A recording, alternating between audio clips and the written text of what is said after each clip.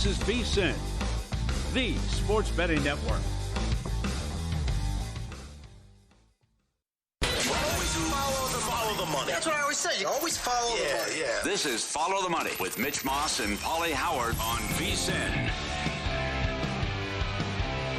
Here we go. It is Follow the Money on VSiN, the sports betting network. Mitch Moss along with Paulie Howard, live downtown Las Vegas, Circa Resort and Casino. Very busy show lined up today. Guests on the program, David Purdom from ESPN. Betting scandals galore across the country. That's in 30 minutes. Steve Wiss, best bets in soccer.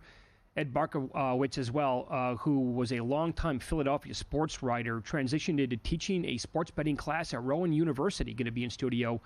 A lot to talk about with him at that point. We'll have top-bottom today, meaning the best and the worst teams ATS and with totals in college basketball and the NBA. First pick overall in the NFL draft odds. Bizarre movement after what happened last night, but now it kind of corrected itself earlier today. And Paulie, I think we need to start a little bit here on the program because last night in college basketball, the finishes to some of those games, like simultaneously, the late games, it was an adrenaline rush, man. I had Arkansas money line at the same time Oklahoma +3. And for most of that second half, certainly in the Arkansas game, it was going to be a no-doubter, right? A rocking chair on both of them. Then it just completely got haywire. And within the span of like seconds, I thought I was going to lose both of them. Mm-hmm. And Texas probably, how did Texas not cover 4.5? Yeah. Oh, mama, does that suck? That got crazy. It was fantastic with the finish, Kentucky with the kiss, and then they get the block late to hang on, and a tough loss for Oklahoma. And around the same time, you had St. John's hanging on to beat Butler, as well as that game was nip and tuck, and also coming down to the wire with the number. Right. There was 7 and down to 5.5 in the landing spot there. So it was a great night of action. You had some upsets again, what Vandy was able to do. And then and Boise takes out Utah State. Good call no by problem. you. Yeah. You're all over the Mountain West here this week. I will say, in the early slate of games last night, the shot by Gillespie for Maryland is one of many reasons why I could never coach college basketball. And going back to like my high school days when I played, I also coached like some kids who were two years below me in a 3-on-3 tournament, and we had practices leading up to this thing. There were hundreds of teams participating from all over the region, and we were doing the old Princeton, the cuts, the back screens, trying to get open layups in practice, like it was working in theory, and they listened to me. The game started, playing at 21, completely out the window. I called a timeout like 2 points in. I'm like, guys, what am I watching? This isn't anything that we practice. This is all crap. The same thing continued. They were getting buried. I took another timeout when they were down like 10-2, and they still never listened. And I sat on the chair the rest of the game. Go ahead, do whatever you want. And at that point, I'm like, what is happening here? But later on then, watching these teams like around 2010, I think, 2011 in college basketball is where it really got bad. Always down by 2. Players across the land would settle for a stupid 3-point shot with a guy in their face. Like, what are you doing? You don't need that shot. It's idiotic. Yeah. And there's no way the coach would draw that up. That's a great point by you, because I know we asked Lon Kruger that very question, who was awesome out of timeouts and great with X's and O's, about why all of a sudden would it be a clogged toilet offense, or the kid would seemingly go, because there's no way you're drawing that up. You're right. Why would the kid go rogue? And the kid would go rogue. Or something would happen, just I'm going to be the hero. I'm going to shoot a 3, even though we're down, or even sometimes only down 1. 15 dribbles. I'm taking this shot. And a contested jumper instead of driving when you can get a call and rush the rack. It's such low IQ basketball. Why did Gillespie take the shot with 5 seconds on the clock? Yeah, it's right in front of him. Why? I don't know. You can't. You have a clear path if you can get by that defender. And he was much better last night, by the way, shooting free throws than anything else in the game. What was he doing? I would lose my mind. Thank God I did not tail others who were on Maryland last night, and they lost the game like that. Other people reached out and said there's no way they were going to lose. Had it gone overtime, that's easier said than done. But that kind of crap there's no place for that. Yeah. I hate that. I can't believe the kid makes it, though, as well. Well, I understand that part, yeah. How about it doesn't even come close to the total? I mean, that started right when we were getting off the air. And you said look at the in-play over, or at least would you consider that? And it was, because the total was 150. And a lot like Michigan, Nebraska as well. So another huge win for Sparty and a tough one for Maryland. And you're right, what's the kid thinking? Are we done with Wake Forest now? You can't lose a game like that. Get Wake off the bubble. Yeah. Again, some of these teams, and they lose at home as a big favorite to Virginia, and an excellent job by BYU. Man, are they hot. In a bad spot, they go to Tempe and take out Arizona State. They score 90-plus points again. and they're in position where they could run the table. And who knows? They could go from in a span of 2 weeks from last four into like a 5 or 6 seed. That's where if they I'm keep at, this right? up. Like some of these teams now, the way it's trending, like the bracket matrix, which they combine 115 different bracketologists with their seeding projections, right? As of this morning, I don't think most of them are updated, but Texas A&M's on the 2 line. Well, that's not going to happen. How is Texas A&M going to be a 2 seed at this point? Another tough loss, They've lost 3 straight. They close at Florida, Auburn, at LSU. They're 20th in net. They're 6-6 in quad 1. They're not going to be a 2 seed. Meanwhile, like BYU, they've recently been on the 8-9 line. You might be right, Paul. Their seed ceiling might be in the 4-5 range. Like if they were to somehow run the table in the regular season, then make the Big 12 title game, they're going to be as hot as any team in the country, man. And I'll give you another one. St. John's creeped up on the 3 line, and their average seed position is 3.46 per every bracketologist that does this. So they finish with Seton Hall at home and at Marquette. They are 17th in net, unfortunately for them, and 3-4 in quad 1. That does not reek of a team that could land on a 2 line, but would it be possible if they were to beat those 2 teams, then win the Big East championship, and then they have a bunch of these other teams lose multiple games in front of them? Yeah. I hope they don't do this, but everyone talks about the eye test, and it goes back to college football, and I hate it. But if the committee will use that, and Dallin Cuff mentioned it yesterday, certainly Drake passes the eye test. Indiana State last year should have been in. But when you evaluate these teams from power conferences, and especially St. John's as well, you have a good win, but you also have horrible losses. And how will they manage that and look at that from a seeding standpoint, or last 4 in, first 4 out? And definitely St. John's could be a 2 or a 3 that they pass the eye test, considering what their record is, how they've hammered good opponents, how they're playing right now, and they blew some of their games that they lost. So I hate that they say that, but again, if you're going to use that in that room, what happens as well? And also Cuff mentioned, this wasn't even on my radar, they won last night, but SMU's accomplished nothing. There's nothing on that resume either. They have no meat on the bone. So it's like, yeah, absolutely. So this is going to be a bizarre selection Sunday, and how this is going to play out. And from a seeding standpoint, too, you're right, because all these SEC teams are going to play one another. And then you also got teams struggling down the stretch like A&M and others. And then Vandy gets the big win. And so it's going to be fascinating to watch in the next week and a half. I think Duke is a really, really good basketball team. The numbers tell you that they might be the best team in the entire country. And they are locked into a 1 seed, according to those who do this. They're 6-3 in quad 1 games. Houston is 3rd in the net. They have one more win in quad 1, and the Big 12 is, simply put, much better than the ACC. Yeah. So I think if Duke lands a 1 seed, which, again, they're going to deserve it because they're blowing all these teams out, but they do get the benefit of the doubt a lot. That's just historically speaking. That's happened for as long as I've been alive. Houston should probably also, if they run the table, be on the 1 line, and I would take them. Sorry, that means that an SEC team is going to be out. But I don't think that you can deny Houston a 1 seed if they do not have another loss from now until Selection Sunday. I don't know how you do that. Yep. It's a good league. 8-9 teams getting in, absolutely. I was surprised by this. Florida has only played 9 quad 1 games. 9. They're 5-4. Some of these other SEC teams, Auburn's played 17. They've won 15 of them. Bama's played 15. They've won 10. Kentucky has played 17 quad 1 games. They have 8 losses, but that also means that they have 9 wins. They're also 14th in net. So Florida has played some of the lower competition, to date anyway, in the SEC. What a performance by Auburn. That was fantastic. That blew my mind, that they just toyed with Ole Miss the whole game. And anytime they want a basket, just go down low and it's stealing. Also, I found it interesting. For multiple segments, they had Barkley on the broadcast. Obviously, the Auburn connection. He says, we must do a better job giving the smaller schools a chance to compete. All right. Immediately changed the subject. Did they really? Ravitch. Yep. He also went on for 5 minutes about Buc-ee's, too. Which is fast. We'll get to later as well. He went on a rant about the Buc-ee's gas station / He's never. They said, I go all the time. I've never been inside. They said, why? He goes, the one here in Auburn is crazy. There's always 100 people there. He goes, I go and pump my gas, but I want to go in. It's always a zoo. It's one of the ultimate. It's like bigger than the Mall of America, I guess. I know. 100 gas pumps, whatever. Everyone out there knows more than I do. I've never been there, but I just look at the pictures and on the website. 100 gas pumps. The food's supposed to be great. It's huge inside. All the souvenirs, whatever. He goes, I've never been inside. Every time I pull up, there's 100 people there. I have to be honest. I'm pretty fascinated by it. I am too. Yeah, I got to go now. Based on the word of mouth, and just how can this possibly live up to the hype? Well, there's no way. I mean, again, you would basically, because there isn't one close to Las Vegas. You would almost have to plan like a mini vacation around Bucees to go and check out a gas station. Well, I'll do it. Oh, that you would. I'm sold, right? Forget just going to Mexico or Hawaii. Yeah, you'll go to Bucees. It's one of the great mysteries in life, though. How can it be this popular? What's there that's so good? Well, people say the food that they make, like the beef jerky, I guess, phenomenal. Are you waiting 2 hours for a chicken sandwich? Well, I doubt it because I'm going to guess that it's pretty efficient.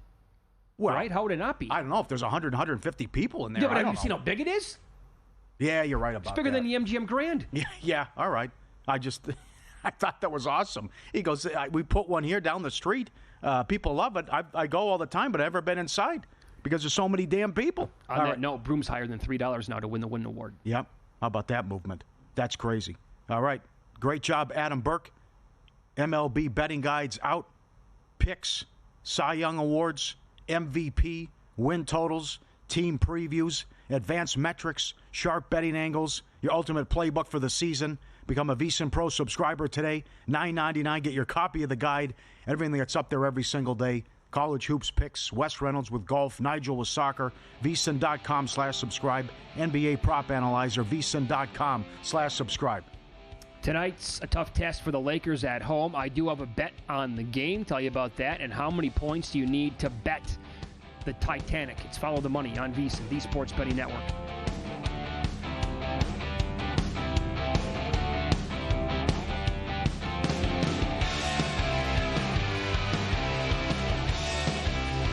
Ollie, have you had a chance to read the VSiN Daily yet? Yeah. Came in at 3 a.m. What's Bill doing up that late? Well, rumor has it, it starts off with a 12-hour meditation session. Then he just pours himself over film and live TV, really focusing and taking it all in. Bill's in with the biggest insiders, talking trade secrets, strategies, the whole nine, absorbing the info. And then and only then can the writing process begin.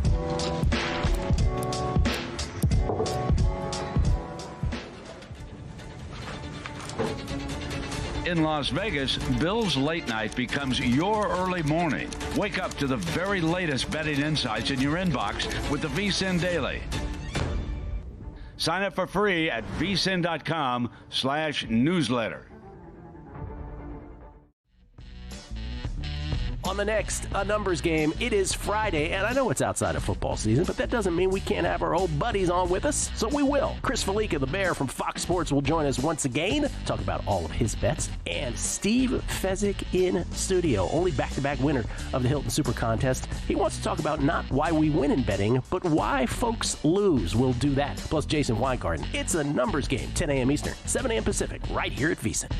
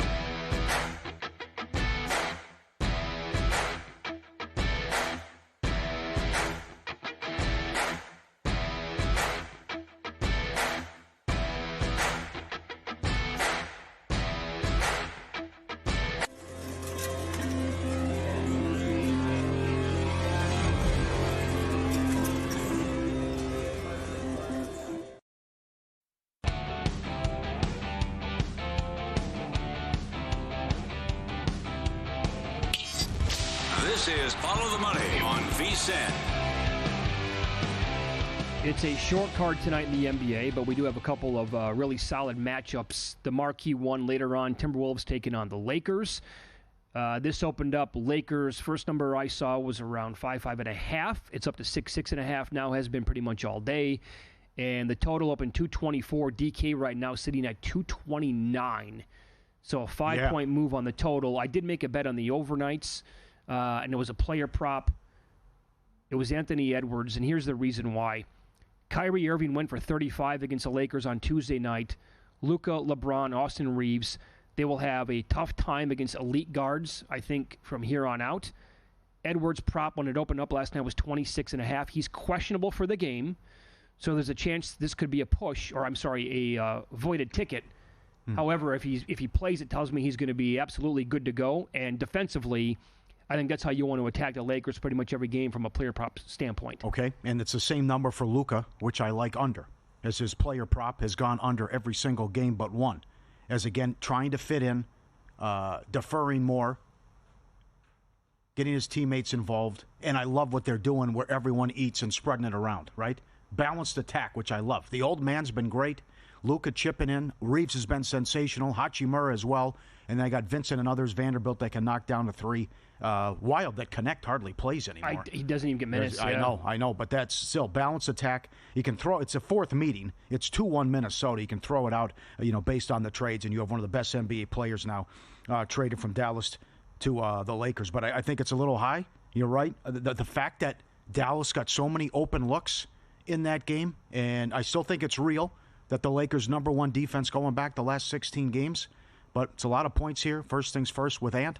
Minnesota been a big disappointment, even though they're 32-27. But I want to see also how the Lakers treat it in Reddick as well, because you got the back-to-back. You play the Clippers tomorrow as well. That's right. On national TV. So great matchup. But again, follow the money. Look at the lines, because they'll tell you based on the movement what's going on with Ant. But I agree with the 5-point move on the over. A little bit of money here as well. Follow that money, Paulie. On the Magic. Warriors last night, they were 5.5 at some spots, down to 4.5 now at several books across the country. Total is up a tick to 212.5. Dubs are 6-1 since acquiring Jimmy Butler. You pointed this out earlier in the week. 5-1 on them to win the division. It's down to 4-1 now. Probably still worth maybe a little bit of a bet because of their schedule compared to the Lakers. Mm-hmm. Their net rating in those 7 games since they got Butler is plus 17. It's only behind Cleveland. Side note, Cleveland's net rating in that time plus 23.1. Absurd. Also, Golden State offensive rating is 121.4, fifth overall. Defensive rating, 104.4, second overall since they got Butler. Here's what you have to love about Jimmy. He has been a team-first player, more of a facilitator. In those 7 games, he is averaging 6 rebounds and 5.4 assists. So I bet also Jimmy Butler to have 5+ rebounds and 5+ assists tonight. Okay. And I got it at plus 130. Yep. They've been great. I will say look at the competition, but I don't want any part of Orlando, how bad they've been. And I know I love Cleveland, but to get beat by 40 at home, maybe that's your angle where you come back and they're ticked off. I can expand on this here in a second. Sure, okay. But 29-31, and they're in first place. I know. What a fiasco this division is.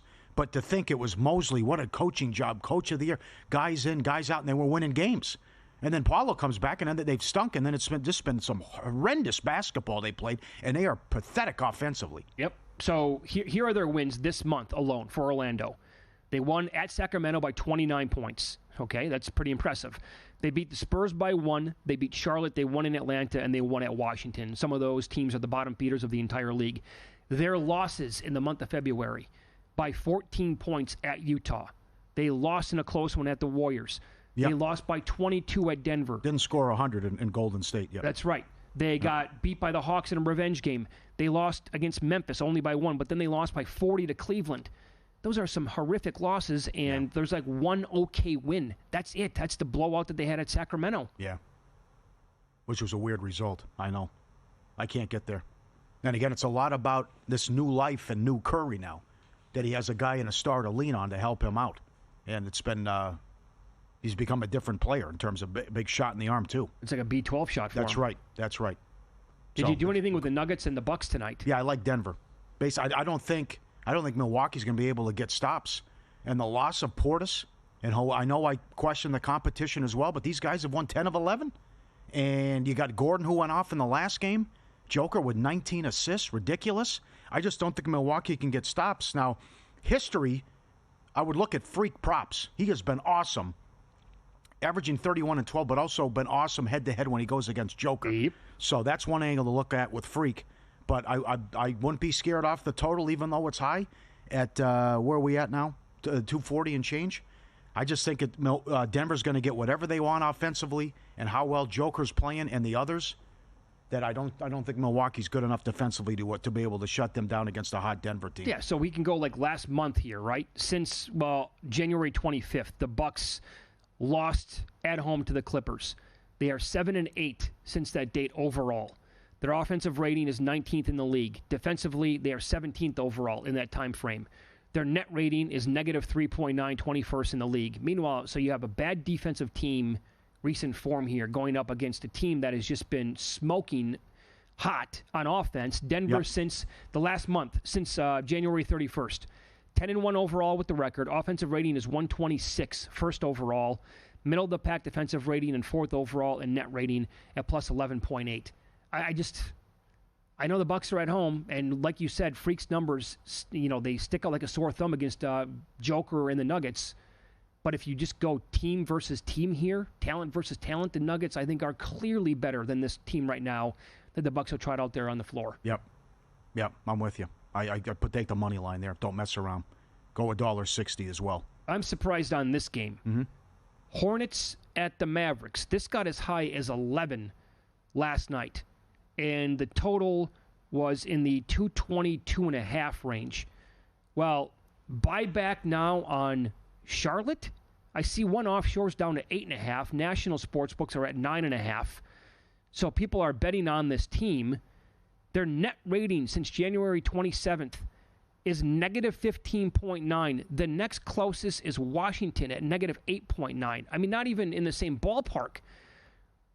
The Hornets are minus 16.7 since February 1st, minus 22.3 since February 25th, and since losing 129 to 115 at Denver 4 games ago, their net rating is negative 35.3. We are talking historically bad. No joke, numbers don't lie. The current 3-game run is the worst any team has ever played in the NBA. Right. So to answer your question, it's not enough. I wouldn't take I disagree with the people that took the points. Maybe it's based on Washington and Powell questionable. But when you lose 3 games combined by 131 points and set the all-time record, I don't want any part of you.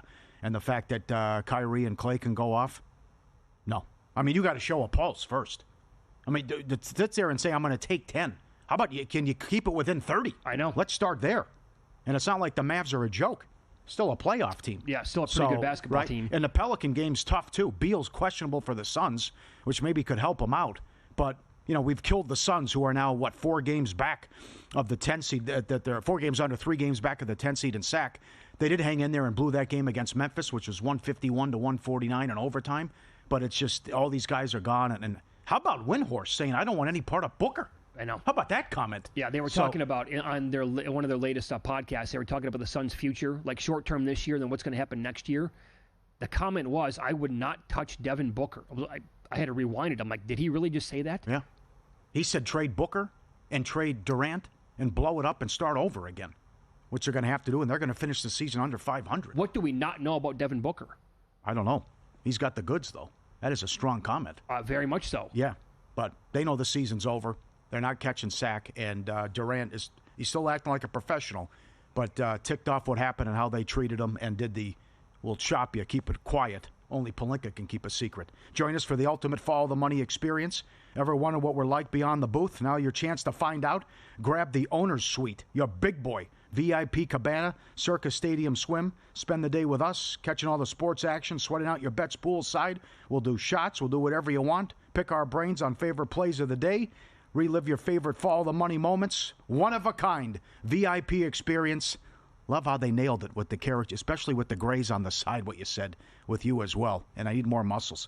VSiN Beyond the Booth experience. First come, first serve. Dates are limited. VSiN.com/Beyond the Booth. Reserve your day today. Incredible response and reaction. We love you all. 99% of you. And here's look at this. This is your Say Schwartzy.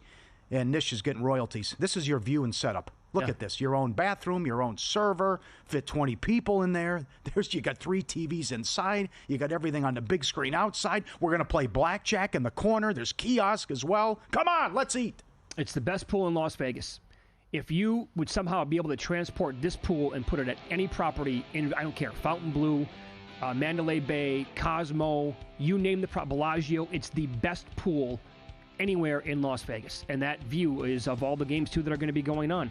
David Purdom, a lot to hit with him coming up next. A lot of sports betting scandals have popped up on the radar over the last couple of days, and this is why legal sports betting is a good thing.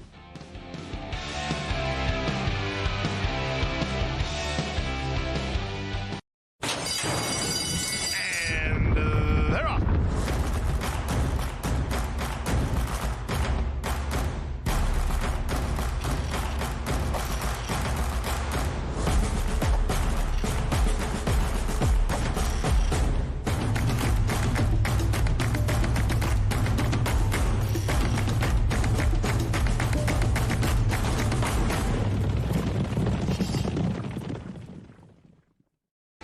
Sports betting game with VSiN's exclusive betting splits. Stay ahead with real-time market trends and track bet percentages on any matchup, then uncover the edge by comparing them to the amount of bets placed to find out where the sharp money is headed. Upgrade to VSiN Pro to access betting splits, live odds, line moves, power ratings, and in-depth game analysis. Go to vsin.com/pro to join VSiN, the sports betting network.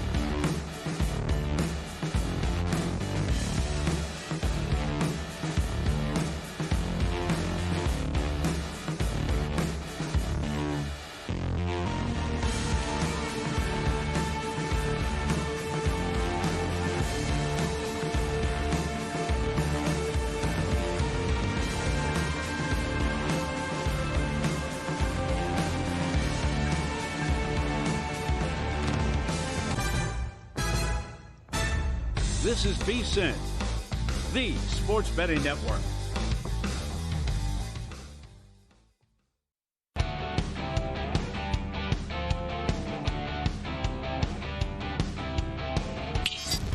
This is Follow the Money on VSiN. Wild times we live in, man. A lot to get into right now with David Purdom. Does a great job covering gambling at ESPN, ESPN.com. He joins us now on the Progressive guest line. David, good afternoon today. Thanks for the time. How are you?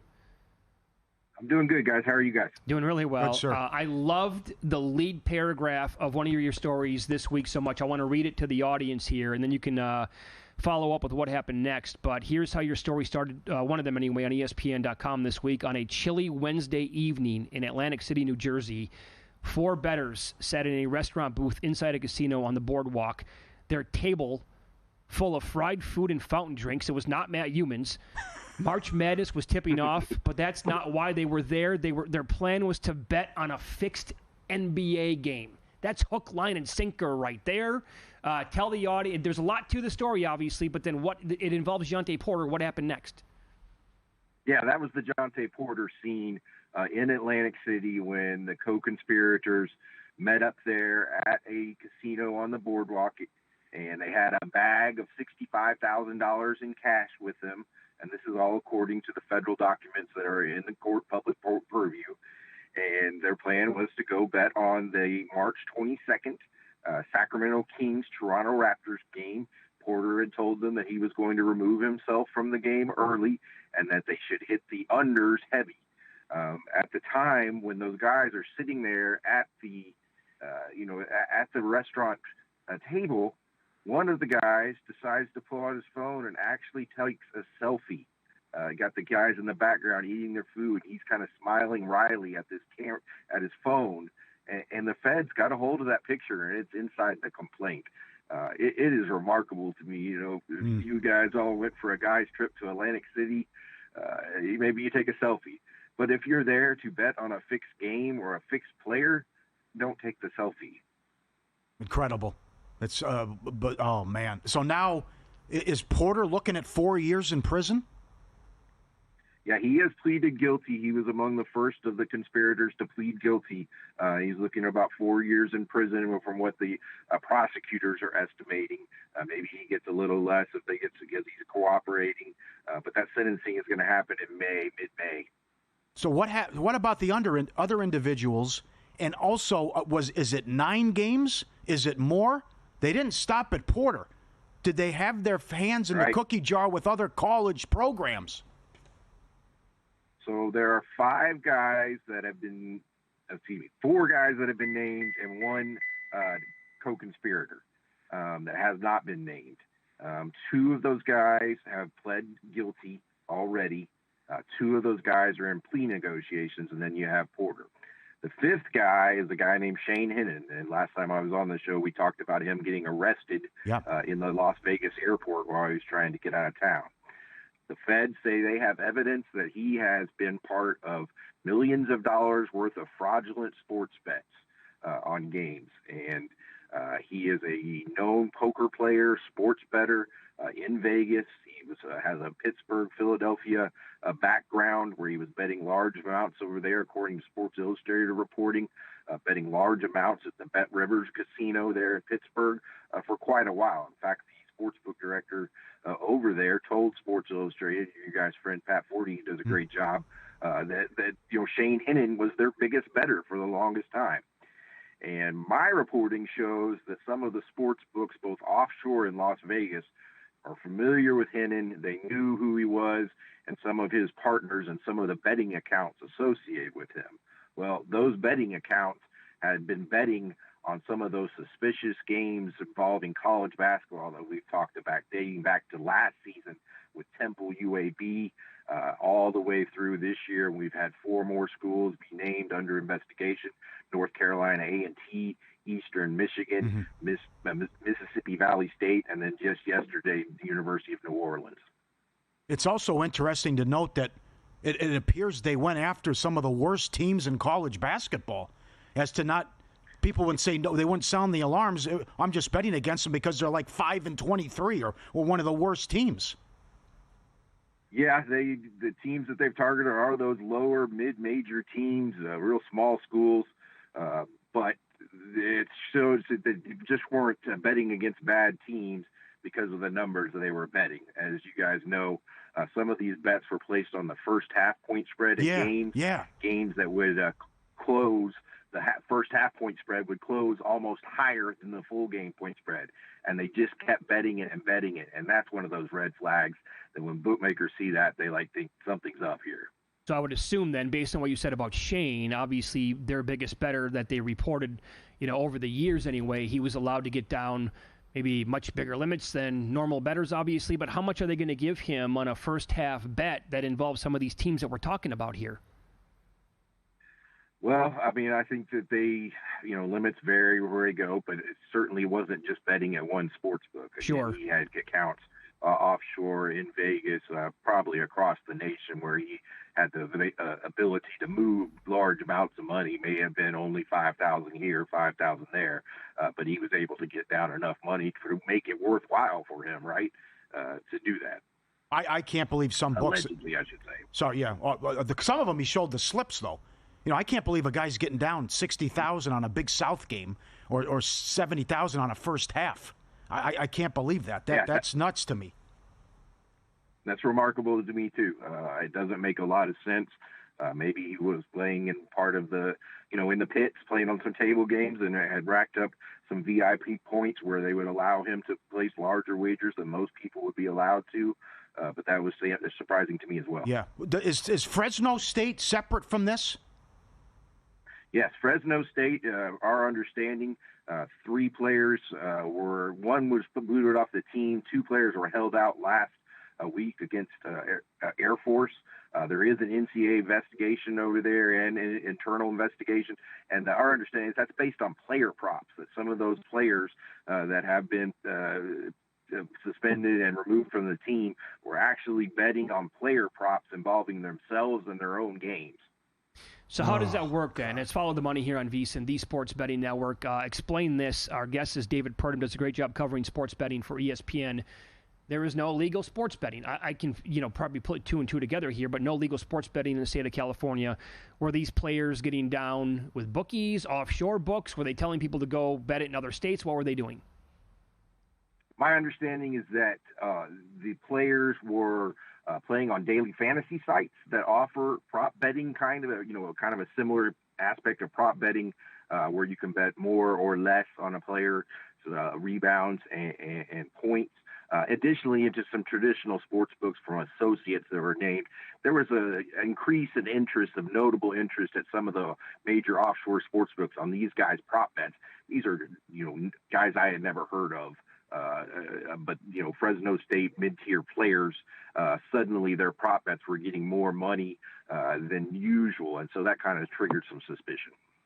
Are we going to get to the point, David, somewhere down the line where either books do not offer player props anymore in college games, or they only offer overs on the player prop? So if you want to bet on a player prop like any Fresno State game, for example, which is just insane that you would offer some of these players, but you can only go over 8.5, for example. There are no unders available. Well, that's what happened in the NBA, right? When after the Jonte Porter, their reaction was any guys on 2-way contracts coming up playing halfway in G League, halfway in the NBA, you're not going to be allowed to bet under on their points, rebounds, their props. NCAA certainly wants all props on college players to be eliminated. Several states have gone that far, and it is kind of head scratching. Why are we offering prop betting on these kids that nobody's ever heard of? And it just doesn't make a lot of sense. It almost feels like it's almost incentivizing some sort of corruption. Incredible reporting. Great to talk to you. Appreciate the time, and a great job when you had Shane getting arrested at the airport a while back as well. Thank you, guys. I always enjoy visiting with you. Thanks, David. Wow. What a week. Yes. He bet $155,000 on a first half. I went to the Instagram. Sugar Shane wins. There's $300,000 bet on Duke. He's betting Big South games for $70,000. He's an alleged poker cheat. That's one at a time? Yeah. So not even spreading around. No, just one book taking $70,000 on Big South. There's $155,000 first half bet. Alleged poker cheat. Selling coke outside of a Wendy's. DUIs. Bomb threats. Got arrested at the airport. Where you going with $10,000? Columbia. Dental work. The UAB Temple game opened 2.5, closed 8. Temple lost by 28. The other thing, Pat Forty, incredible job as well. Pat Forty, Sports Illustrated. this could be a lot more programs because they don't have to give a reason why a guy's kicked off the team. New Orleans, 4 guys gone. What's going on at Fresno? Like, okay, he's out, so kicked off the team, gone, whatever. Like, if you don't do digging, you don't know. And if you put 2, it could have happened earlier in the season. Could have, okay, well, he was up to shenanigans. And this is why I said before David even popped on, this is why legal sports betting's a good thing, right? They're catching this stuff for the most part anyway. Yeah, what was going on with the first halves, and crazy, right? But these guys were able, forget about Porter, it extended to college, Eastern Michigan, Temple, Mississippi Valley State, and the list goes on, A&T. Wild, man. Win-lose up next. Gene Hackman passed away. One of the best actors ever. My favorite sports movie of all time. We'll discuss that coming up here on VSiN.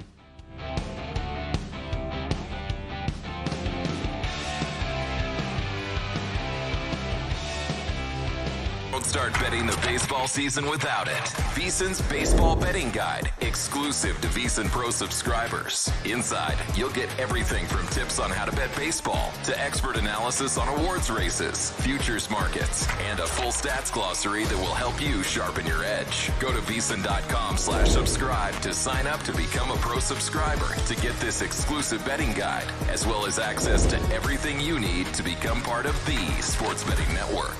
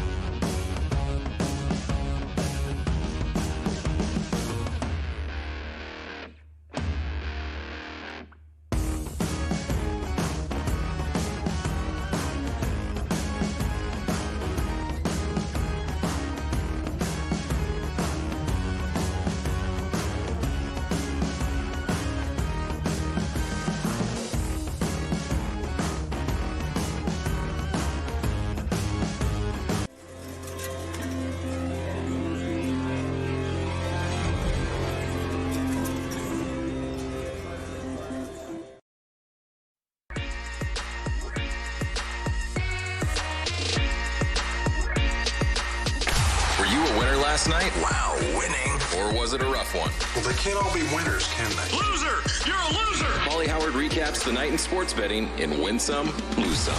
Real deal in the regular season. Can they do it come playoff time? Jets win again. 11 wins in a row. What a story going on in Winnipeg. NBA favorites 8-1 straight up. Good night for moneyline parlays. Yep. Sixers, Knicks under 232.5 to 227.5. Pistons plus 170. They've won 8 in a row, took out the Celtics no problem. College hoops, UConn, Georgetown over, 140 up to 144, 93-79. Georgetown has led by double digits 5 times on the road in conference games and lost. It's pretty hard to do. What's going on? I think some of those games they led in the first half, but honestly, it doesn't matter. I mean, to get up to leads like that. Yeah. Huge win for Vandy. Beat A&M plus 330, and Virginia takes out Wake plus 260. And a big ticket. Is it going to cash? Is it? Knapp was 70-1 to be your first-round leader. He shot a 59 today. What a performance. Subscribe, be part of the team, VSiN.com. Our radio and podcast friends, you always want to see these tweets and videos at Paulie Does Vegas on Instagram. Send them in, we'll put you on. You sent this in. What? The guy hit the Greyhound parlay? Yes. This is from New Zealand. Shout out New Zealand. $30. Yeah? It paid more than $700,000. Oh. So I'm guessing this is like a, pick 6, whatever, but it was a 7, leg parlay at the Greyhound track. He was listening yesterday in New Zealand. This is not his ticket. Somebody that he knows. So that paid $700 and whatever it was, $1,000 on a $30 wager. Greyhounds can pay out that much? Yeah, I can't believe it. I bet on one of those races before. I've been in the dog tracks before. Yeah, have you? Wow, that's nuts. Great job. We're a big team here. Send it in, we'll put you on. We asked after Mitch's great weekend, what's your best hit? Michael Sachs. His wife was on vacation. He had $50 in free play. This is Huff and Puff. Shauna likes this game. You got the piggies on the bottom, and you got the big bad wolf on top. And then you get the bonus, and then you want to be able to build. You don't want straw houses because they'll blow it down. You got to build the mansions, right? And then the wolf, and then he blows it over. And then you see it, peekaboo, top right. It says grand. That's the jackpot. He won $17,000 on Huff and Puff. Playing $50. Yeah, $50 free play. Yeah, okay. They're all over the place. They're a very popular game, but you got to get the bonus, and then you got to build that house. Get rid of the straw. You got to build that sucker. Get that mansion, and you get the big bucks. Phenomenal. Lose some. College hoops. South Florida +2 to -3. Lost by 2. Texas +5.5 to +2.5. Couldn't get the money in overtime. Huge win for Arkansas. Couple lose some here. You got the dog chilling in the corner, right? On the couch and looking at his brother. Oh, no. The bacon's on the TV, on the big screen. He goes, you dope. How do you fall for this? And the dog jumps up on the entertainment center and he's licking the TV. It's not real bacon. It's fake. It's just on TV, buddy. Look at him. He goes, got you every time. He's laughing at him, chilling on the couch. The other guy, you fool. Come on. How do you get caught like this again? How many examples have we had of this? I know. 20, 30? Right, I know. But never where it's one guy's called, cool, and collected. He knows it's a scam. Oh, yeah. And the other guy jumps right up on the entertainment center licking the screen. No, he's not getting duped by the big screen. There's no way. Yeah, that's awesome. Look at this here where you got the pups. Got the dog. The Frenchie has got the puppies on the side. They coming out. Oh, easy. You got the puppies on the side going for a walk. And Puppy Duna. Yeah, right. The big fella. You look, it goes too fast here. And then he bucks. Yeah, no good. Yeah, right. But that's creative. That's not bad. But you got to slow down, big fella, right? Oh, God. Always a good mix up there on Instagram. Nothing slows down. Always have golf, the Masters coming up, playoffs, NFL draft, March Madness. Get in now, VSiN.com/subscribe. The MLB betting guide is out. Burke killed it. $9.99 every morning. Get the email from Bill 80. Every pick, every host, every guest. Don't slow down because NFL's over. VSiN.com/subscribe. I didn't know this was a hot take. Gene Hackman passed away, 95 years old. You got to have Hoosiers' top 5 sports movie. If you don't have, you can have it number 1, sure. But to me, it's got to be even 3. Now, it was ranked number 4 behind Raging Bull. There's number 3, Raging Bull and Rocky with the American Film Institute. Hoosiers is on. I can't believe that turned out to be a hot take. I tweeted that earlier today. Some people, no way. Hoosiers is a good movie. It's the best sports movie I've ever watched. Yeah, I got people are saying it's no good. Oh yeah, Oh, they're complete fools then. Yeah, I totally agree. I don't. So if you say that movie's not a good sports movie, I automatically do not trust your opinion on anything to do with TV shows or movies. I agree. It's exceptional. Yes. And his role as Norman Dale is all-time good. I agree. Because Gene Hackman, it was impossible for him to be bad in any movie.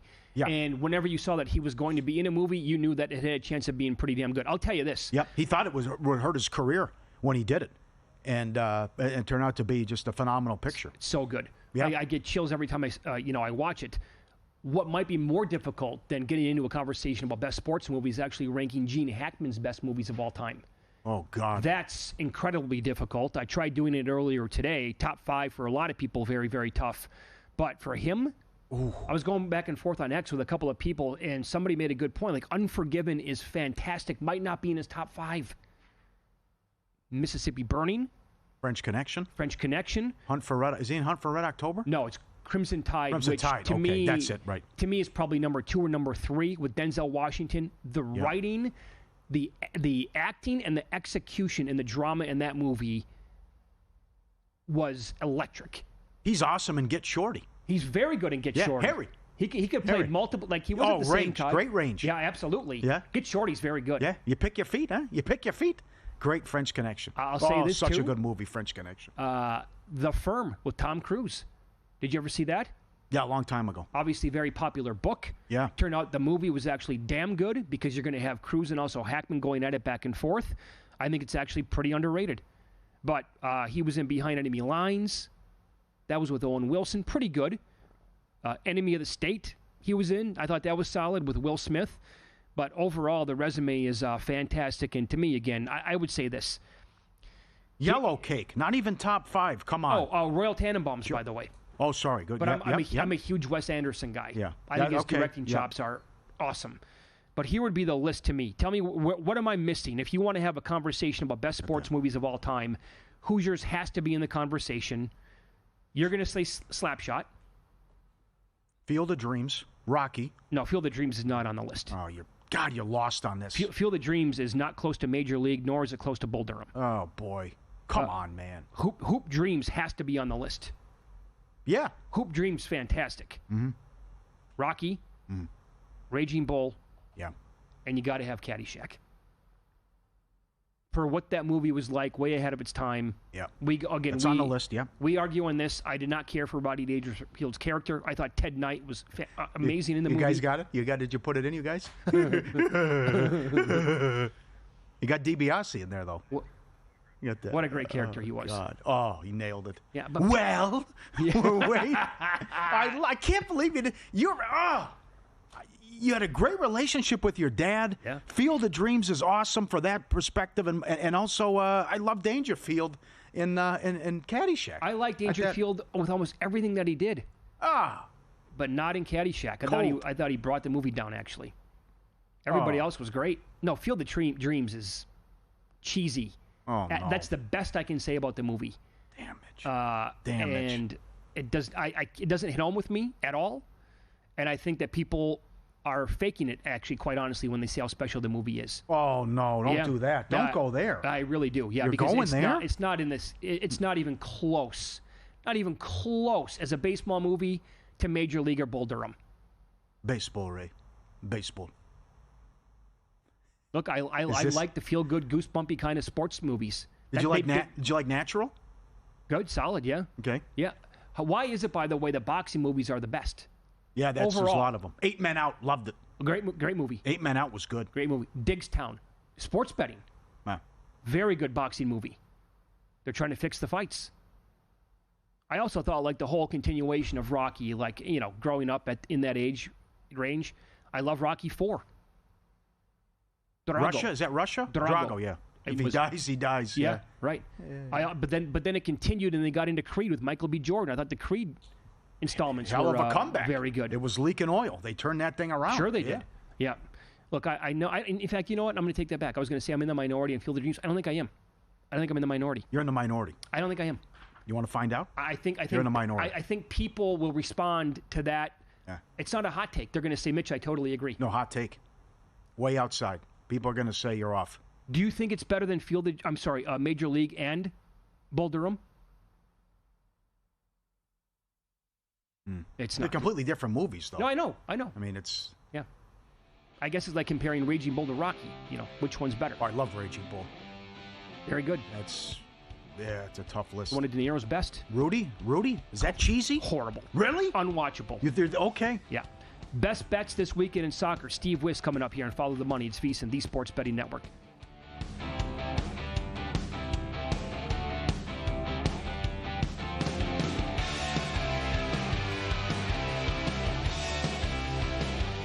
And we're out.